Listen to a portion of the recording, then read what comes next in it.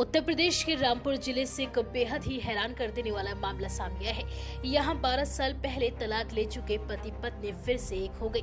एक शादी समारोह में उनकी मुलाकात हुई थी और बातचीत के बाद दोनों को अपनी गलती का एहसास हुआ और वो रो पड़े। आखिर में उन्होंने फिर से साथ रहने का फैसला कर लिया और फिलहाल तलाक ले चुके दंपति ने दोबारा से निकाह कर लिया है। दरअसल ये पूरा मामला थाना अजीम नगर का है, जहाँ इमरता गाँव के रहने वाले अफसर अली का निकाह 2004 में रामपुर की एक युवती के साथ हुआ था। शादी के 8 साल के बाद अफसर अली का अपनी पत्नी से कुछ विवाद हो गया और ये विवाद इतना बड़ा कि तलाक की नौबत आ गई और एक दिन अफसर अली ने पत्नी को तलाक दे दिया। शादी के 8 साल जो साथ में गुजरे, इस दौरान अफसर अली की 3 बेटी और एक बेटा हुआ, जिसमें तलाक के बाद बेटी अफसर अली की पत्नी ले गई और 2 बेटी और एक बेटा अफसर अली के साथ रह रहे थे। हालांकि तलाक के बाद दोनों दंपति ने कहीं और निकाह नहीं किया और दोनों ही अपनी जिंदगी बच्चों के साथ गुजार रहे थे। इसी बीच अचानक से उनकी जिंदगी में एक मोड़ आया। शादी समारोह में दोनों आमने सामने पड़ गए। इस दौरान अफसर अली और उसकी पत्नी दोनों एक दूसरे को देखते रहे। उनकी आंखों से आंसू टपकने लगे।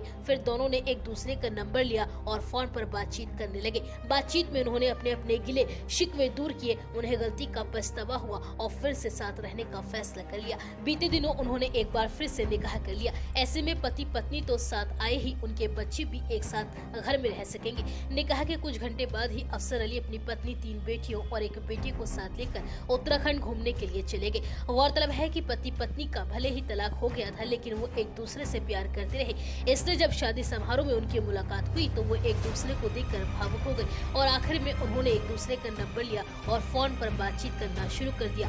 दंपति ने माना कि गुस्से में उठाया गया कदम आगे चलकर गलत साबित होता है।